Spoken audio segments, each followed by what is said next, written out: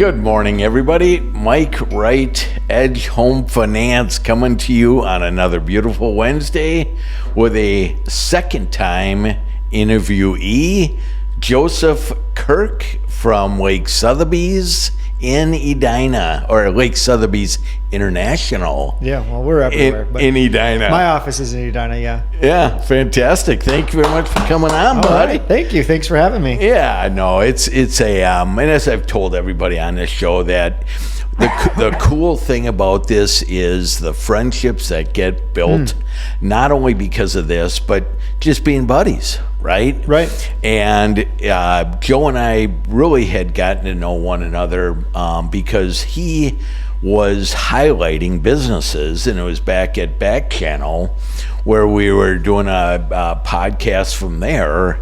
And I thought, man, this is the coolest thing ever. And so you've been instrumental in the video world. Yeah, thank you. For all the right reasons. Trying to keep up with everybody. Everyone's doing a nice job now. I feel like video is kind of the mainstay. Yeah. When I started video, I don't know, 6-7 years ago, not a lot of people were doing video. So the space has gotten a lot more crowded. And the phones and the technology and everything have kind of made it a lot easier, which is great. But then at the same time, there's just more of it. So just trying to continually innovate and bring value. I mean, that's kind of the big thing is adding value. That is the key. And I think there's a podcast out there called All In, and they were interviewing Robert Thiel, who's instrumental in starting Twitter and Facebook, etc. But he was talking on how video is the deal. Yeah. You know, it used to not be the deal, and you started 6-7 years ago when it wasn't a deal. Right.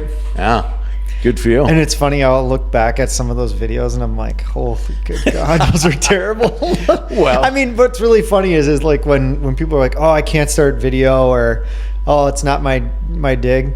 Look at the Kirk Team Lakes Facebook or Instagram and see the first videos, and you'll go, I think I could do better than that. So. Well, but I've brought this up a number of times. I'm not sure if I would do this. One, Jake is, my lifeblood with this thing, but I listened to my first one and I'm like going, dude, what is wrong with you? Like, you talk this way, And I'm but thinking, you don't. I'm like, this is how you think you should talk. This is I throw my voice and all this stuff. But we'll get back to the interview. So, Sotheby's, you are a good producer. Mm-hmm. You get pimped by plenty. Why Sotheby's? Funny story. Before I was in real estate, I remember walking by a house and seeing a Lake Sotheby's sign and going, you know what, if I ever got into real estate, this is the company I'd work for. And oddly enough, it was the only brokerage that I talked to. Lucky enough to be a new agent let into the brokerage. Historically, agents come from, they build a book of business and then they go to Sotheby's to leverage the brand, increase their price point. All of those things are kind of synonymous with Sotheby's, right? Like where it's a lifestyle brand, luxury brand, adds lots of value and cachet, which it does. I mean, I have to say that it's kind of nice not having to upsell yourself. Never. I usually have to do the opposite. I'll get clients that are like, we don't know if we're Sotheby's people. I'm like, what does that mean? Yeah, right. You don't want too much value? Oh, interesting. Fascinating. Thank you for self-selecting yourself. And I know tons of people that'll work with you that'll do a better job for you than me. Well, and we had Jim Schwartz on, and just another top-notch person that represents your company incredibly. I love Jim. He has a great business. He services his clients so well, and he's just a good human too. Well, he's a fellow Rotarian. Like, we're both Rotarians, so we talk a lot about that. But it truly is about adding value and in going that extra mile. That difference between a personal agent or advisor and that transactional advisor. I mean, it's night and day. And then when you position yourself with a brand like Sotheby's, it's not fair. I think one, it's an edge, right? Did I just say edge? Oh, weird. Whoa, crazy how I use that word. But I think it does do that. But what you two both have similar is you're humble, right? And I think that comes with confidence. You think? I mean, do you for take sure. pride in that, or Yeah, you can't think you know. You need to know you know. And like, I know what I'm good at. I know who my ideal client is. I know who I can service. And I also know who I don't service very well too. I think that's just as important in your business, to just know who doesn't fit your business model. And that's okay. Because the worst thing you can do is take those clients on and then they're 80% of your headache, right? Yep. I mean, we've all done it. Yes. Right? Like, we've all worked with the people that we probably shouldn't. Just going, no. And every time you do, it's hilarious because you're like, it's going to be okay. No, yeah, I'm getting the weird pings, but no, it'll be fine. And then it's never fine. And it's just always never the is. same. And it's, I mean, it's just the way that I think about it. It's just chemistry, right? And if you know the chemistry's off in the beginning, the chemistry will be off later. And then what's even worse is when, just like any transaction, you're going to have adversity in a transaction, whether it's, finding a home, negotiating, maybe the seller's unreasonable or the buyer's unreasonable, and you have to triage that. And if the chemistry's off, they start looking at you not as their advocate, but as their impediment. So the chemistry piece is, I think, the biggest component to really building a great business, is knowing who you do well working with, and just double, triple, and quadruple down on those people. I mean, I talk about my top 100 list. Like, these are my top 100 people that literally make my business go. And I bet you every agent out there, if they were honest with themselves and they made a list of the top 100 people that send them business or cheerleaders or all that, those 100 people probably account for 85-90% of their business. And referrals. And if it doesn't, then you need to really think about your top 100, because that really should be the lifeblood of your business. Now, a lot of people call it sphere of influence or something else, or circle of influence. But if you're not getting 85-90% of your business from that, you're working way too hard.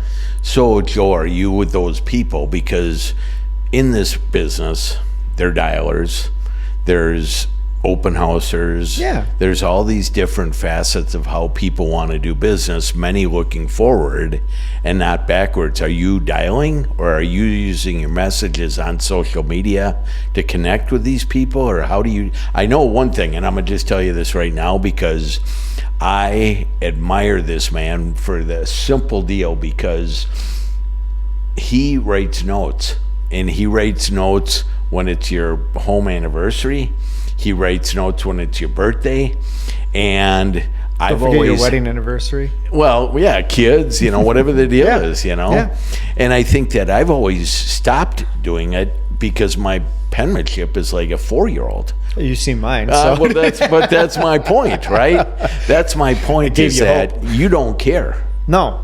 What's really interesting about that is, there's a million ways to do business, and I don't admonish any of them. If you're a dialer, great. If you're cold calling, great. If you're sitting in an open house, great. If you've figured out that's your business model, great. But I'm telling you, there's an easier way to do it.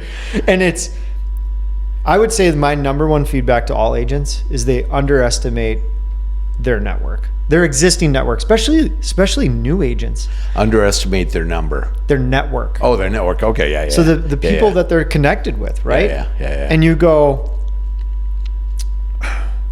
what happens if I just take care of these 30, 40 people? Yeah. Do you think that's good for maybe 10, 12 referrals? Does that move my business? Yeah. Or I can call 300, 400, 500 people to get that same number. I mean, if you're fine dialing, like, hey, there's people that are programmed and they can just do it. Good for them. Hop on Mojo and just dial. Just go. Yep. And good for you. And, you couldn't pay me enough money to have that business model. Yeah. Because I do business the way that I live, if that makes any sense. So, like, the better I live, the better my business gets. And so usually if business is off for me, I ask myself the question, how am I living right now? Are we going on vacation? Right.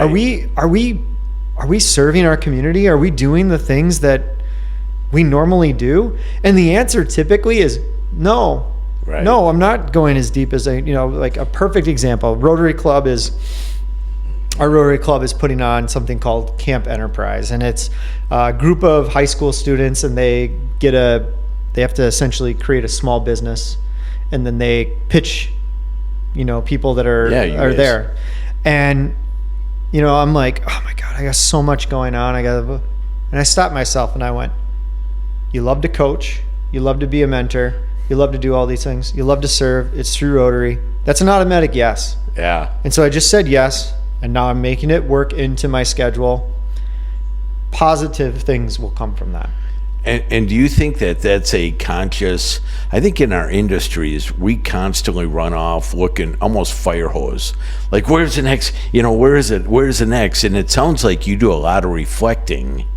I mean, and I bring that up because even Jake had brought up how great you look because now you're running and you're got a beautiful family. I mean, it's a crazy 2 boys, a beautiful daughter, and a wife that's tremendous. Yeah, I'm blessed, man. Yeah, you are lucky. But I think that's that calm that has helped you as well, you think? Yeah, I mean, some of that is just knowing who I am, too. Like, I think this industry can really challenge your identity. Yeah. Because there's infinite number of ways to build a business. Yep. Like, to be honest, I mean, you could be an agent and just go, I'm going to door knock until I get a yes. Great. That's a business model. Is it one that I want? No. But if it's part of who you are and how you generate value for your client, I mean, because think about that. Like, I could totally spin that to a client and go, hey, I don't take no for an answer. Why do you think I door knock? Right. I hear 99 no's and 1 yes. Yeah. I have thick skin, problem solve. I'm creative, resilient. What else do you need in an agent? So, like, my point is that there's no wrong ways to do it, right? But, you made a comment of like, I'm calm. Well, part of it is I visioneer, so I know where I'm going. Like, I have a very clear 2030 vision, and I have all these different pictures and things on a board that, like, there's a house that Kelly and I walk by every day. I'm like, that's our house. It's a great house. Yeah. And, what's funny is I superimposed a picture of us on the front end of it, so it looks like we're right in front of it. And then there's my family is having Christmas dinner in its dining room. And then, there's all these other things that are on my board. And so I know where I'm going. So things become hell yes or hell no to me. Yeah. And when you have that clarity, you don't worry. You don't have anxiety of whether or not am I making the right choice. It's either hell yes or hell no. So is that, did you create this on your own? I know mentors, coaches. How did you get to this point, Joe? Because I think I know from my business, it can be challenging, man. I mean, it can be, are you comfortable enough in yourself? And I know you do because he runs at 4:00 in the morning, right? But you have those daily disciplines. But has that always been you? No. So I did it like most people in the beginning, and that was just sheer will, right? And just work harder than everybody. That cost me a lot, and I don't need to go into it all, but a lot. Well, I vowed I'd never do that again. Yep. And I vowed that I would figure out the tried and true method for me to have a successful business and a successful life. I took on a coach. They're worth every dime. Doesn't matter how much they cost. Mine's a fortune, and it's the best ROI ever. Do you still use him or her? Yep, him. Okay, yep. good. He actually married Kelly and I. Oh. So to give you an idea of how transformative to my life he's been, is he married us. So, but he also helped me understand the power of vision and kind of a lot of self-discipline, but a lot of just self-work, right? And continually being hungry for development. And that, what is it? Wooden that had it's what you learn after you know it all that matters. Yeah. And I think sometimes in our industry it's easy to get complacent, but there's a whole lot of life out there, man. It's like I just went on a pretty intense health journey because I know 75 hard. Yeah, that was fun. And mind you, he ate some Chips Ahoy afterwards and I paid did. for it dearly. I did. Yeah. But I mean, I tell you what, I've been on a journey of self-honesty and challenging beliefs. Like one of the things that I've taken away most recently is you don't have to believe in what you're doing, but you have to build evidence in what you're doing. So what that means is if you build enough evidence over time, it doesn't matter if you believe it or not. So for example, really quick story, and then we can move on. No, it's great. So one of the things that I've had for 5 years now is a mastermind group. We meet every Monday at 7:00. It's a group of 7, 8 of us. And this is all varying professions. It's not just real estate, right? So, but a group of us that set goals and we hold each other accountable with support system. I think the best way to think of a mastermind group is I know I need to do it alone, but I need to do it myself. I just want to make sure I'm not alone. Like I don't have to be alone doing it. So I have to do it myself, but it's nice having people there with me as I kind of ping around. Sounding boards. Yep. But anyway, so one of our members had been gone for about 6 months coaching kids softball. And it was right in the middle of me doing 75 hard. And I share what I'm doing. I'm like, hey, I ran my 6 miles. And he's like, are you kidding, Joe? You're not a runner. And in that moment, I had a decision in my mind. I could agree with him and say, yeah, you're right. But because of the evidence, and until that moment, I never said I was a runner. Never. But until that moment, I went through my personal philosophy of going, but I'll know. So if I lie to myself, I'll know. And then building the evidence. And I stacked the evidence so high on the running side that I literally had to say, no, you're right. I am a runner. Yeah. And it was the first time, and it was like this identity shift that happened. So just like for people that are out there that are struggling with some identity or just belief, forget the belief, forget the identity, forget all of that. Just stack the evidence. So what is the evidence of the outcomes that you want? And just start stacking that evidence. Because one day you're going to come to that stack of evidence and just go, oh, wow. Yeah. That's amazing. Oh, I guess I am that. Yeah. And so with that being said, and I'm going to use a term only because I want to lead this question a little bit, but you're good at what you do, right? How do you get from good to great? Or do you think would you consider yourself great at this business? And even a family man, etc.? I would say that I have a great life. I would say that I'm incredibly good at my business, and I might be a little hard on myself. I think there's a lot of potential that I still haven't cultivated on that. And there's some things about, just be completely quite honest, is there's some self-limitations that I have that I'm always constantly fighting through. And some of that is some of the things I've been through, and just like I don't want to wreck my life again. So there's a little bit of hesitancy, but again, stacking that evidence. So like I have to stack evidence against that personal belief, right? So, and that's all that I'm doing. Like 6 months ago, if you'd have said, hey Joe, you're a runner. No, I'm not. Yeah. Right. Now I am. And so now it's just continually building that. I think what makes the area that makes me great at my business is I'm probably one of the most efficient workers that you'll ever meet. I have processes, systems for everything. I also know how to say no. I also know what my ideal client is. So usually my problem is just more. Yeah. Right? Like, so I just need to meet more. That's an easy goal. The system, the sports car is built. It just needs to, I just need to let it go on the Autobahn. Well, and I know on your website you talk about real estate being about storytelling. And you also reiterate that it's when you sit down with a client, it's process.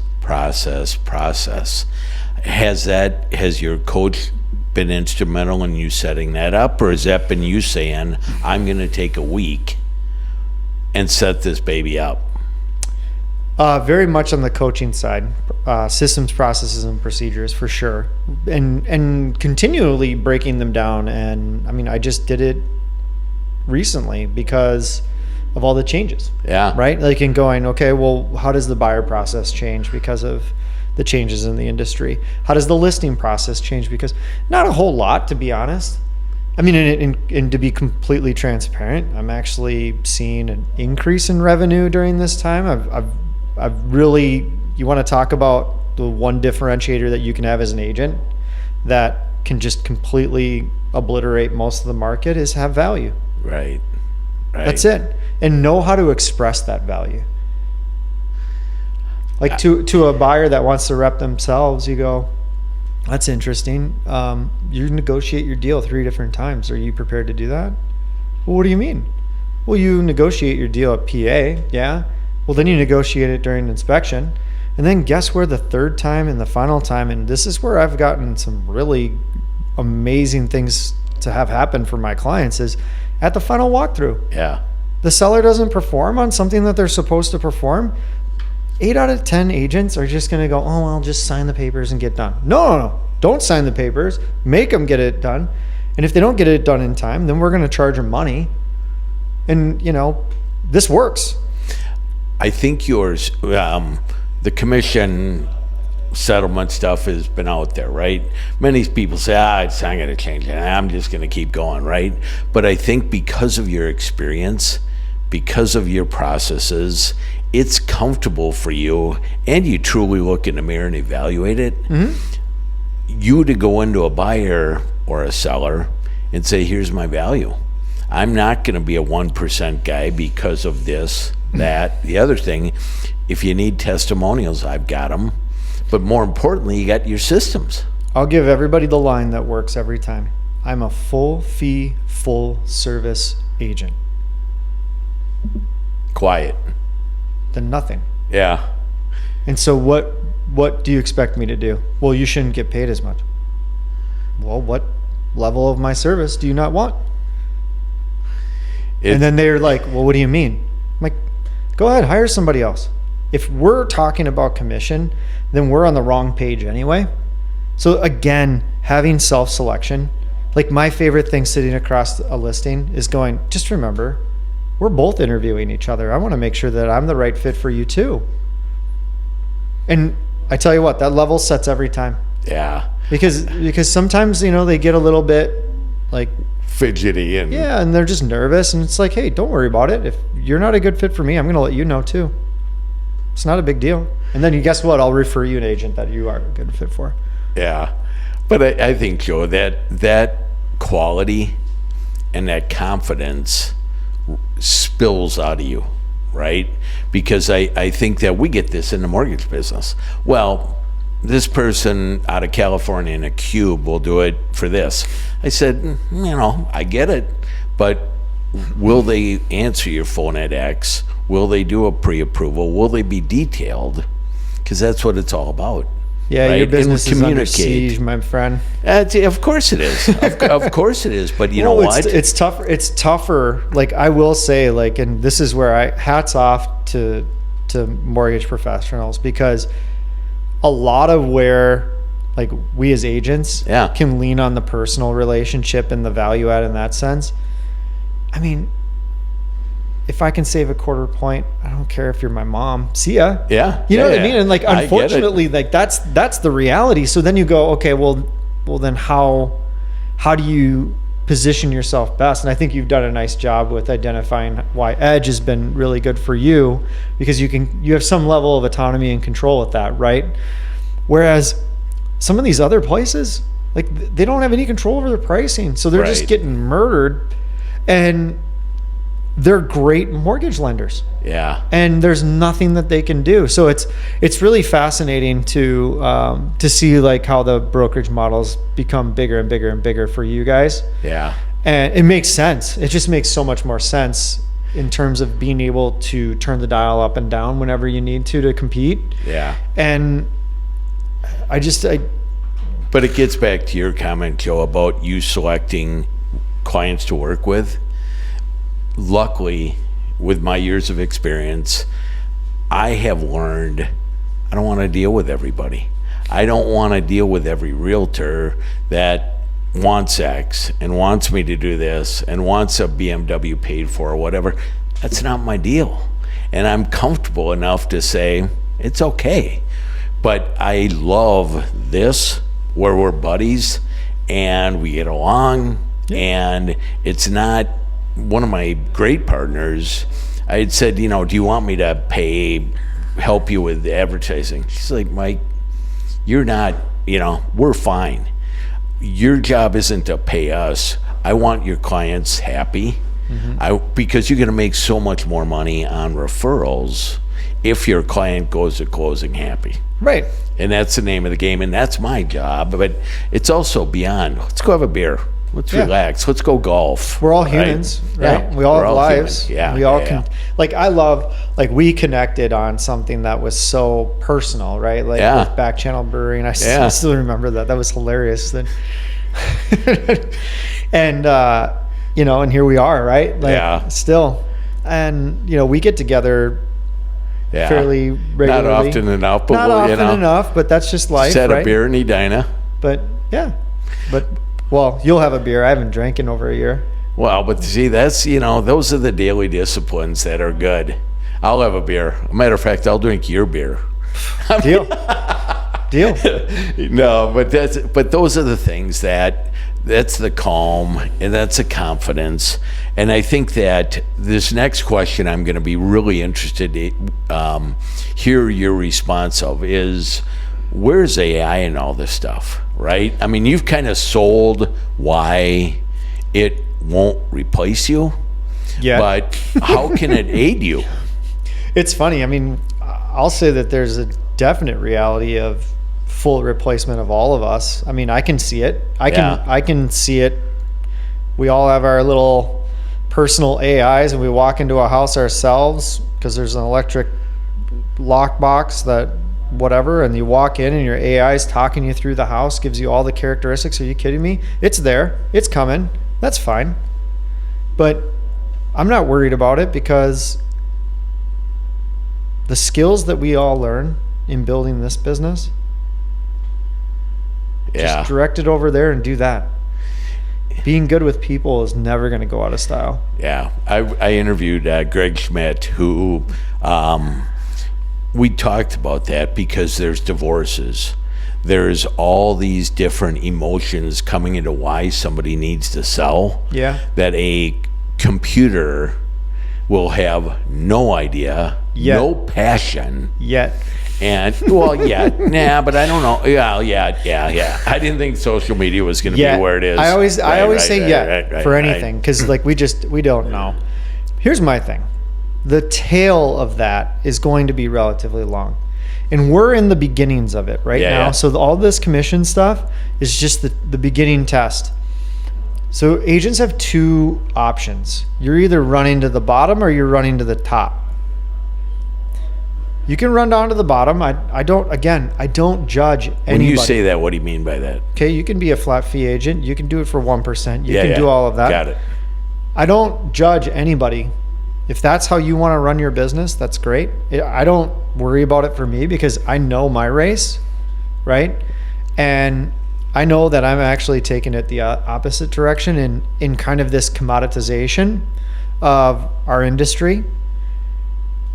People are still going to want that high level touch, and maybe it's fewer. And you know what? Thank you. Yeah. It's less bull I have to deal with, right? Like, I mean, seriously, it's going, okay, I have no problem defending my value. And if I can't defend it, I don't deserve it. Yeah. And that's the number one thing for agents need to hear is if you cannot defend your value, you don't deserve it. for the longest time, being guaranteed 2.7% on the buy side was the greatest injustice Correct. to the buyer's agents. Because the ones that are good, really, really good, should be getting 3. Yeah. Yep. And know how to communicate that value. And if you can't, then you don't deserve it. It's that simple. It's just point the thumb. Stop blaming everybody out here. Point the thumb. If people are figuring out the business I mean, I don't know how people live making 1% Right. on deals. How many deals you doing? Holy moly. Yeah, but I think that's like you said, there's so many different ways to skin the cat, Yeah. right? And I think that your like you said, your confidence and all this stuff is amazing. So here, I want to Well, let me wrap. finish, if you don't Yeah. mind. Let me finish answering your question. Yep. So in the short term, AI has been great. ChatGPT is a game changer in terms of not sounding like your elementary school. So like that's table stakes. Like if you're not using ChatGPT to like at least rip through your ideas and then use, like, you should be an editor. Like you don't just use ChatGPT and just paste it. You got to edit it and make it sound like you. Or if you're starting to get good at that and you can start to train your GPT and it knows who you are and how you speak and how you, like mine's trained. And so I just sit and have conversations with it. It's really fun. Like I'll like be curious about like, well, what is how can I further become the mayor of our digital mayor of Edina? And in what ways can I add value to my clients and videos and stuff? And it'll just come up with lists, and it's pretty generic. But then once you're able to kind of really ask the right prompts, it helps. It helps massively. And it just at least clarifies ideas. It just shortens. Everything's about efficiency. It just creates efficiency. And so you're using it not as fearful of it. You're using it to better you. Yeah. And it betters my processes too. Yeah, big time. I mean, I think the thing that most people don't use it as is a search engine. Like you shouldn't be Googling stuff. Just put it into ChatGPT. Just go like, and it'll help you. It's amazing. Like that's the game. So all of you agents that are spending tons and tons of money on SEO, figure out how to utilize ChatGPT, because that's where that traffic is going. AI is going to come in and just gobble. I mean, well, Google's trying to do it to themselves. Of course. They've got Gemini that they're trying to launch, and they're trying to make themselves obsolete on the search engine side. Search engines will be gone in 5 years. So yeah, and it's so funny because I talk to the kids all the time. They call and ask them, Google it. But I think you're 100% correct that old school. And it moves so fast. Like I'm even finding myself, I'm like, holy crap, I can't keep up with all this stuff. Like I could 6-7 years ago, but now I'm like, I just can't keep up. I just don't care to keep up with all of it. I just need to know enough to be dangerous. And so that's, but you know, like I said, and I think this is so critical because I have the luxury of interviewing people like Joe and the top people in this industry, and it's so fun to see the comfort level people are with themselves. But that's just not overnight. That takes a lot of work, you know, an incredible amount of work, and usually it's because you got your ass kicked, but it's also about those people that surround you. Yeah. You know what I mean? And you've surrounded yourself with damn good people. I coach starting from home. Yeah, 100%. My family's amazing. I coach with 30 of the top agents in the country. So, I mean, is that a once a week? Is that a couple times a week? No, once so a like, month? okay, so explain they that. all coach with the same coach, Jim. And we get together with once. Jim Schwartz? No. Oh, different. His name's Jim Miller. Got it. He's a managing broker for Jamison Sotheby's. Got it. So we all get together once a year, which ironically is in a couple weeks. But we all talk to each other constantly. And we've got, you know, all kinds of threads everywhere that we all just bang ideas off each other. But that resource pool is absurd. Like, it's absurd. Because it's people across It's not fair. Like, it really isn't fair. I mean, is it United States? Just the U.S. Okay. Yeah, okay. U.S. and Canada. Got it. There's some talent. Yeah. Yeah. I'm the caboose in the train. That's just fine with me. So, but that brings up an interesting question. We've got Tom Hollis in our company, who's incredible, works his ass off all the time, like 6 a.m. till whatever. I don't think he ever puts down his phone, to be honest with you. But yeah, there's always when we golfed with him, he was, he was literally hitting golf shots with his phone. Yeah, no, I mean it's the most incredible thing ever, and that was he had just lost his assistant. He had just lost his assistant, like either the day before or whatever. Yeah. It was just no stopping, just. Well, but it's incredible. He throws his phone down and he's talking, and he hits a drive about 350, right? Yeah. But I mean, that's how he rolls. But the point becomes is everyone wants to beat him. I want to beat him, but they don't want to work hard to beat him. Yeah. You're comfortable enough saying, I'm okay with who I am. Yeah, you got to figure out what your race is, because it's super easy. Like, it's really easy to compare yourself to people that are at a different stage, and like maybe it is the same race, but they're stage 10 and you're at stage 2. Of course, it's, you're going to feel like that you're not doing anything. Mm-hmm. But the reality, and this is what I get from a lot of the agents that I coach with, is, Joe, at your age, if I had this, all this knowledge, all this stuff, oh my gosh. So I just remind myself how lucky I am every day, of like, I'm blessed, and just going, how do I just get 1% better today? Yeah. And I just keep stacking those wins and keep stacking that evidence over and over and over again. And I'll get there. Like, and again, I have a 2030 vision board, and there's some really cool stuff on there. Where you're physically writing it out so you can see it. Yep. And here's the interesting thing about a vision, if nobody's done a vision before, is when you get a vision down, it's not, oh, it'll be nice if I could do that. It's, you've already done it. You've already done it. If you've put it down on a piece of paper, you've already done it. So now it's just about going, how? And that's easy. That's actionable. And you just go, well, what do I need to do today to point me in that direction? What decisions, what yeses, what nos, what activity, what things do I need to do for myself? Do I eat this? Do I not eat this? Do I drink this? Do I not drink that? And you just put it through the hell yes, hell no filter. Yeah. And that's it. That's it. It's almost not fair how easy it is, but how hard to be that consistent. Because it requires a ton of discipline. Because guess what? Do I feel like running every day? No. Yeah, right. Of course. But I tell you what, I get up and I do it. Who's Phelps, swimmer? Yeah. He said, guys, here's the deal. I can hold up these trophies, and if you think I wanted to get into that cold pool at this time in the morning and swim for that many hours, you're freaking nuts. You know what I mean? But you're kind of saying the same thing. But I'm gonna.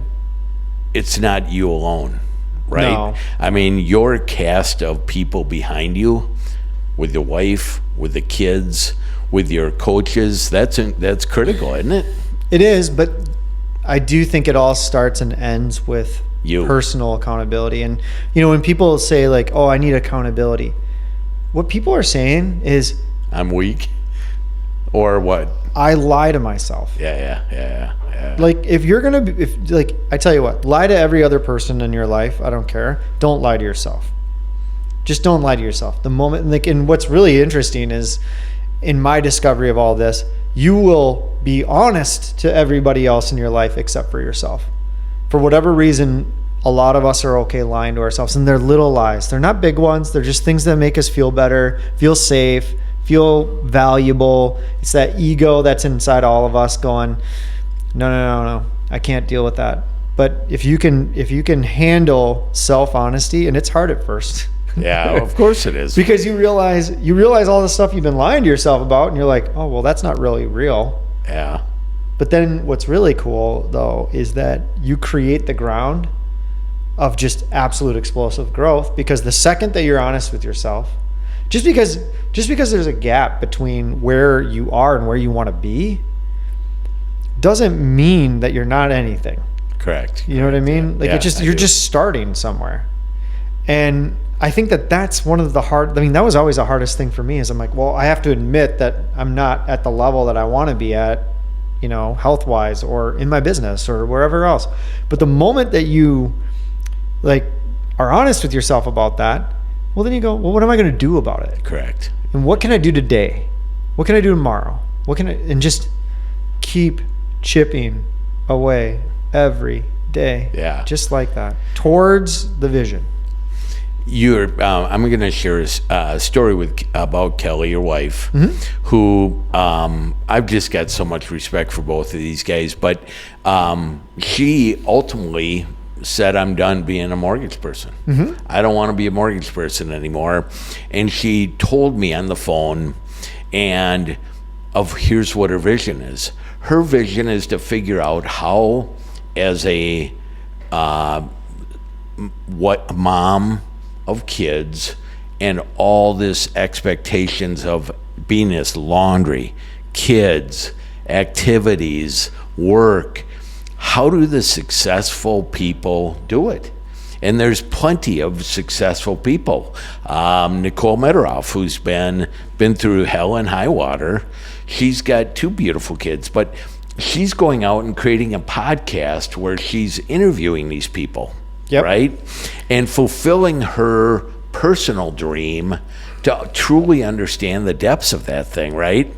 And my comment to her was, wow, I'm so happy she's doing that, because I think we all get caught up in a paycheck. I got a sports family. I don't have worth if I don't have a paycheck, right? That's the ego, yeah. That's the ego. But I said, how's Joe with all this stuff? And her comment was beyond. I'm just like, oh, Lord, because you were so okay with it. You know what I mean? Because you want her happy. Well, I mean, there's a lot to unpack there, right? So first of all, the name of the podcast is called Reclaiming Your Hue. And Reclaiming Your Hue. Okay. And she interviews mothers who are entrepreneurs. Yeah. So it's kind of this niche where a lot of resources are missed. There's entrepreneur resources, there's mother resources, but there really isn't this resources for moms that are entrepreneurs, because, anybody that owns their own business, it's just different. Yeah. Right? It's a different world. And she's been interviewing these incredible people. Yeah. I mean, as a guy, literally not understanding anything of what a woman goes through in pregnancy and then having a baby, and the shift in identity and the shift in expectations, and then the poles of your business and your family. And it's incredible. Some of these stories are just utterly unreal. Yeah. You're like, I don't have anything to deal with compared to that. And so, I mean, it's great for guys too, husbands. Learn something about women in this podcast. Prerequisite. I tell you what, you learn a lot, and you realize how, the fundamental difference of just how women keep all the tabs open, all the windows open, right? All the time. I know. And we're so lucky and blessed that we evolved in a hunter-gatherer way where we keep all the windows open and we get eaten by a lion. So we've learned how to compartmentalize, right? And just to think about oh my gosh, if I couldn't shut all this stuff off, unbelievable. And then think about having a business, having a family, having a husband, having all these things that are going on all at once. Plus you have no idea who you are, because everything that you tied your identity to is gone or is shifted. No. So for me, I'm like, wow. But to go back to the end of that, where, the support, I saw a shift in Kelly probably about 3 days after Maddie came.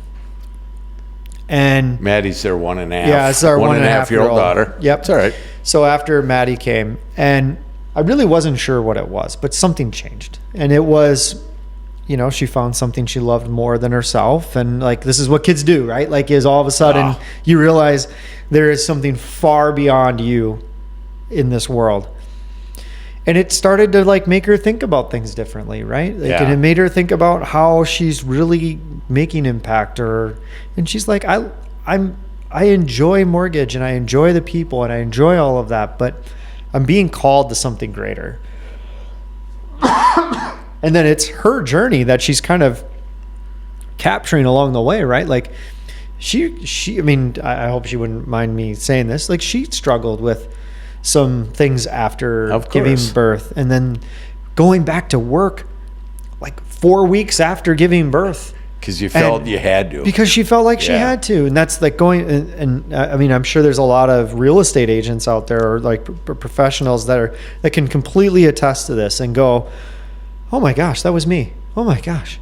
And what she's trying to do is develop a community where moms who run their own businesses, so a lot of real estate agents, a lot of loan officers, a lot of all this stuff, right? Like, have a community that they can share stories, share resources, and share understanding. Because the one thing that she said was, I felt alone.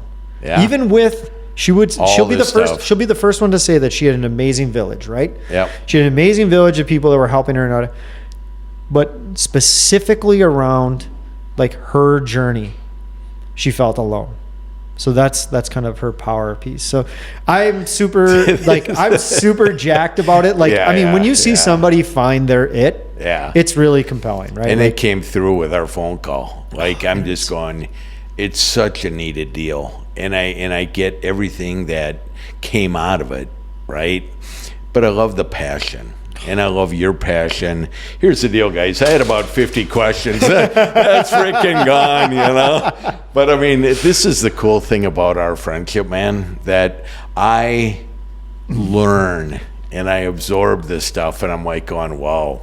So I appreciate you coming on. Joe, what do you mean we're not going to go for another 2-3 hours? I mean, isn't this like Rogan? Like, yeah, that's right. No, we're done, bro. It's been good. I got to go write some mortgages, but no, I appreciate you, dude. Yeah, I appreciate you I appreciate this stuff that even, he ultimately ends up marrying Kelly, who is a mortgage person. I said, Joe, I would have married you if I thought, what the deal was. But I mean, these are buddies that, through all this stuff, we've kept being buddies. Yeah. And this is why I love doing these interviews, because of exactly people like you. I use you as a Realtor of the Week term because of the show, but you're a great man. Thank you. Yeah. And thank you for being on. I've been grateful for you. I mean, it's been so wonderful knowing each other all the years, and just watching all of it happening, right? Like, and that's what it's all about, bro. Taking the grenades and in the trenches. Jesus, I mean, I feel like I'm aging. I look like Joe. I'm Joe, dude. You're 26. How old are you? I mean, both of them 27. Both of them look good, and it's amazing. So thank you very much for coming on, my friend. Yeah, I thanks for having me. You tremendously. Great show, and I'm glad that it's still going. I love it. Yeah, consistency, man. That's Jake. That's Jake keeping me on my toes. But thank you very much for coming on. I appreciate you. You all at Realtor Connect, I appreciate you a ton. If it wasn't for you, I wouldn't have the show. I love to learn. I hope you guys are learning. If you have other people that want to come on, I'd be honored to interview them. We're going to be placing a whole video on YouTube. It's going to be under Realtor of the Week. We're also on Instagram. So thank you all for coming. Have an amazing week.